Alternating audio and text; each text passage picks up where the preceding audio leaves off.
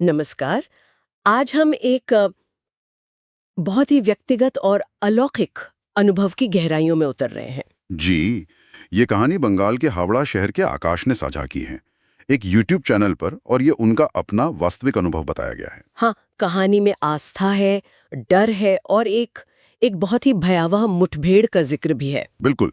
तो आज हम इसी अनुभव के मुख्य पहलुओं को समझने की कोशिश करेंगे।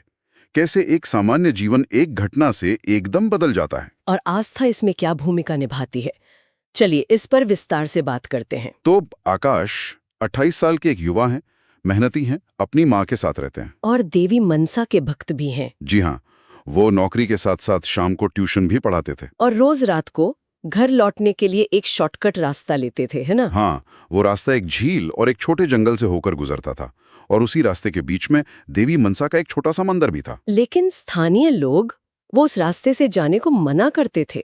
बिल्कुल। लोग कहते थे कि वो रास्ता ठीक नहीं है, रात में वहां जाना खतरनाक है, कुछ तो उसे शापित भी बताते थे। पर आकाश इन बातों को नहीं मानते थे। नहीं, वो इसे वहम समझते थे। हम्म। उन्हें देवी मनसा के मंदिर और अपनी भक्ति पर अटूट विश्वास था। वो करीब 2.5 महीने से उसी रास्ते का इस्तेमाल कर रहे थे। फिर आई वो रात। दिसंबर या जनवरी का महीना था शायद। वहां काफी ठंड थी, धुंध और हल्की बारिश भी थी। समय करीब रात के 10:30 या 11 बजे का होगा। और जैसे ही वो मंदिर के पास पहुंचे, कुछ अजीब महसूस हुआ उन्हें। जी, अचानक से ठंड बहुत ज्यादा बढ़ गई। मतलब असामान्य रूप से ज्यादा। हवा भारी लगने लगी, जैसे सांस लेने में थोड़ी दिक्कत हो रही हो। ओह, और तभी उन्हें कुछ दिखा। हाँ, झील के किनारे एक औरत जैसी आकृति दिखी, कंबल में लिपटी हुई, चेहरा पूरी तरह ढका हुआ। तो पहले तो शायद उन्होंने सोचा होगा कोई और होगा। शायद, पर जैसे ही उनकी बाइक की रोशनी उस आकृति पर पड़ी, उन्होंने कुछ ऐसा देखा जिससे उनके होश उड़ गए। क्या क्या देखा? उस आकृति के पैर उल्टे थे। उल्टे पैर, बाप रे! ये सुनते ही रोंगटे खड़े हो जाते हैं। सोचिए आकाश का क्या हाल हुआ होगा। सारा आत्मविश्वास, सारी भक्ति, सब जैसे एक पल में गायब। डर गए होंगे बुरी तरह। बस एक ही ख्याल आया, भागो। बाइक वहीं पटकी और मंदिर की ओर जान बचाकर भागे। और पीछे से किसी औरत के जोर जोर से खिलखिलाकर हंसने की आवाज आ रही थी। कितना डरावना।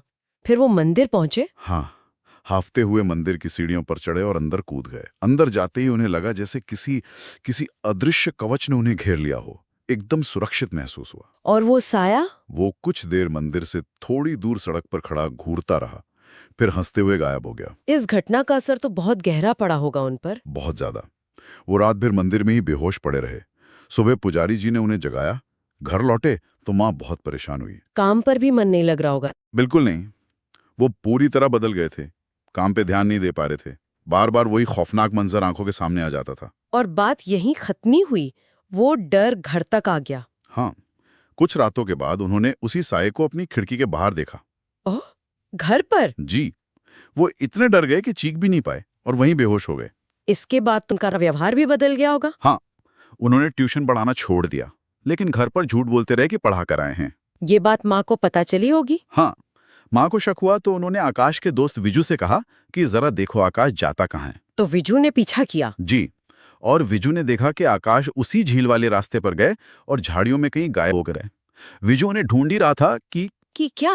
कि अचानक आकाश उसके ठीक पीछे प्रकट हो गए। पीछे? हाँ, आंखें पूरी तरह सफेद थीं और चेहरे पर एक बहुत ही अजीब डरावनी मुस्कान थी। अरे बाप रे, विजू का क्या हुआ? विजू, वो तो बुरी तरह डरकर वहां से भाग गया। ये दिखाता है कि मामला कितना गंभीर हो चुका था। हाँ, मतलब अब वो शक्ति आकाश पर हावी हो रही थी। बिल्कुल। एक रात तो हद ही हो गई। आकाश जोर जोर से चीखने लगे। आवाज ऐसी थी जैसे किसी आदमी और औरत की मिली जुली आवाज हो। और वो कह रहे थे कि हाँ, कह रहे थे कि अब इसे मैं अपने साथ ले जाऊंगी। उन्हें काबू करना बहुत मुश्किल हो रहा था। तब क्या किया? ओझा को बुलाया? हाँ, एक स्थानीय ओझा को बुलाया गया। पर जैसे ही ओझा ने आकाश के बाल पकड़कर कुछ करने की कोशिश की, आकाश के अंदर की उस शक्ति ने पलटकर ओझा को ही जमीन पर पटक दिया। क्या? ओझा को पटक दिया? हाँ, और फिर वो ओझा की छाती पर बैठ गई। ओझा किसी तरह जान छुड़ाकर भागा और फिर कुछ ही दिनों बाद उसकी रहस्यमय तरीके से मौत हो गई। हे भगवान! इसके बाद तो आस पड़ोस वाले दोस्त सब डर गए होंगे। सबने दूरी बना ली। विजू भी नहीं आता था। माँ बिल्कुल अकेली और असहाय महसूस कर रही थी। बहुत ही मुश्किल वक्त था। तभी एकदम अप्रत्याशित रूप से एक तेजस्वी साधु उनके घर आए। अचानक से? हाँ, अचानक। और उन्होंने कहा कि उन्हें स्वयं देवी मनसा ने भेजा है। देवी मनसा ने, जिन पर आकाश की इतनी आस्था थी। जी, ये बहुत दिलचस्प मोड़ था। साधु ने घर में हवन किया, मंत्र पढ़े। और आकाश ने, मतलब उस शक्ति ने विरोध किया होगा। जबरदस्त विरोध। आकाश चीख रहे थे, चिल्ला रहे थे। घर में एकदम अंधेरा छा गया। लेकिन साधु शांत रहे, वो विचलित नहीं हुए। और अंत में साधु ने उस शक्ति पर नियंत्रण पा लिया। आकाश शांत होकर बेहोश हो गए। चलो, जान बची। हाँ, पर कहानी यहाँ खत्म नहीं होती। आकाश के होश में आने के बाद साधु चले गए, लेकिन जाते जाते वो आकाश से एक बात कह गए। क्या कहा उन्होंने? उन्होंने कहा, बेटा, ये केवल शुरुआत है।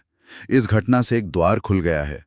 तुम्हारे जीवन में आगे और भी असाधारण घटनाएं होंगी, लेकिन अपनी आस्था बनाए रखना।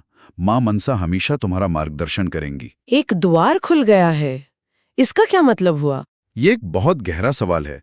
ये पूरा अनुभव दिखाता है कि कैसे आस्था और डर एक दूसरे से जुड़े हैं। आकाश का डर चरम पर था, पर अंत में उनकी आस्था ही मां मनसा के रूप में उनका बचाव बनी। सही कहा। लेकिन साधु की वो चेतावनी, एक द्वार खुल गया है, ये सोचने पर मजबूर करती है। बिल्कुल। क्या इसका मतलब है कि ऐसे अनुभव व्यक्ति को हमेशा के लिए बदल देते हैं? उन्हें शायद दूसरी दुनिया या अनदेखे आयामों के प्रति ज्यादा सेंसिटिव, ज्यादा खुला बना देते हैं? ये वाकई में सोचने वाली बात है। क्या ऐसे अनुभव एक तरह की जागृति लाते हैं, भले ही वो डरावनी क्यों न हो? हो सकता है। आकाश का जीवन पहले जैसा तो नहीं रहा होगा। वो चीजों को शायद अब अलग नजरिए से देखते होंगे, पर उनकी आस्था और मजबूत हो गई। तो ये कहानी हमें आस्था की शक्ति, डर की गहराई और शायद उन अनदेखी सच्चाइयों के बारे में सोचने पर मजबूर करती है।